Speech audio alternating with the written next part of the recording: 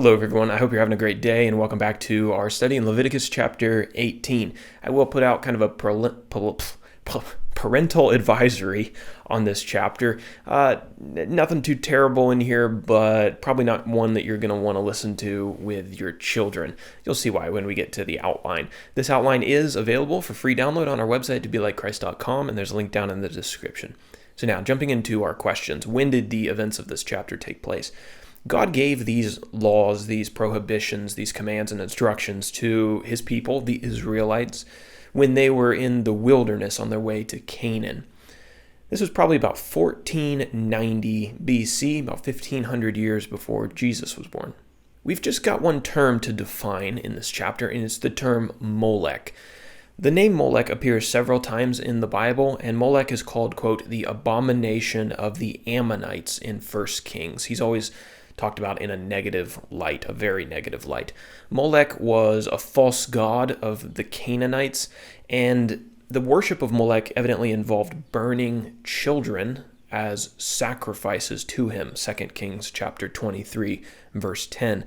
God commanded that any Israelite who was caught sacrificing one of their children to Molech was to be put to death by stoning. Leviticus 20, verse 2. Moving on over into our outline, Leviticus chapter 18 is all about sexual relationships, their sanctity, and how they ought not be perverted. And so we've only got one section here in this chapter, verses 1 through 30, laws about sexual relationships. The Israelites' morality was not to be based on the morality of the Canaanites or the morality of the Egyptians or the pagan nations around them. Rather, they were to live according to God's statutes. And one way that God wanted them to be distinct from the nations was in their sexual relationships. He didn't want the immorality of the pagan nations to be embraced by the Hebrews. So in this chapter, we see several prohibitions for things that would pervert the sexual union, things that the Hebrews were not supposed to engage in. One that's specifically mentioned in this chapter is the Hebrews were not supposed to have sexual relationships with close relatives. A Hebrew man was not to, quote, uncover the nakedness of his mother, his stepmother, his sister, stepsister, granddaughter, aunt, daughter-in-law, or sister-in-law. A man was not to have a sexual relationship with a woman and her daughter, or a woman and her granddaughter. A man was not supposed to marry two sisters and then to have them as competing wives. A man was not to have a sexual relationship with a woman when she was menstruating once a month. We're also told that men were not supposed to take their neighbors' wives and have a relationship with them. We might feel like, these things are kind of obvious to us today, but what we're going to find out in this chapter is that the pagan nations around the Israelites were doing all of these things, right? So there may have been a temptation to think, it's fine to do this, but God didn't want his people engaged in this kind of stuff. If a child was conceived in a sexual relationship, the Israelites were absolutely prohibited from offering that child to Molech, to that pagan god. That doing so would be to profane the name of God. Homosexual relationships were forbidden as an abomination. Sexual relationships with animals were condemned as a perversion.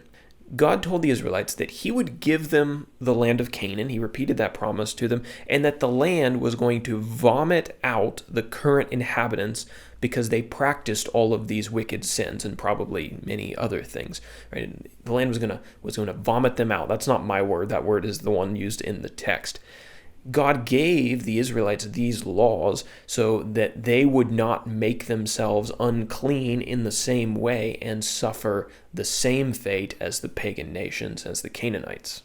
And so that is Leviticus chapter 18. Now for our application. Evidently, there is a tipping point of wickedness that a nation must not surpass if they hope to remain successful. Interestingly, when God promised the country of Canaan to Abraham, he was waiting for the Canaanites to reach a certain level of wickedness, at which point he would be ready to pour out his judgment on them.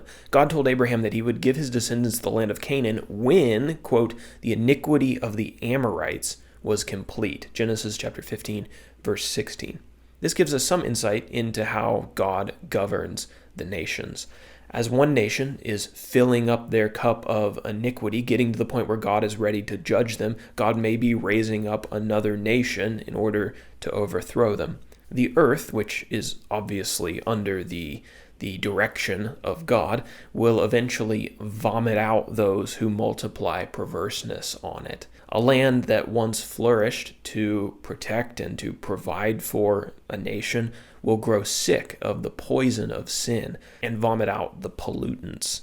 God limits how long and how severely a nation can persist in wickedness before he humbles it and its leaders and its citizens.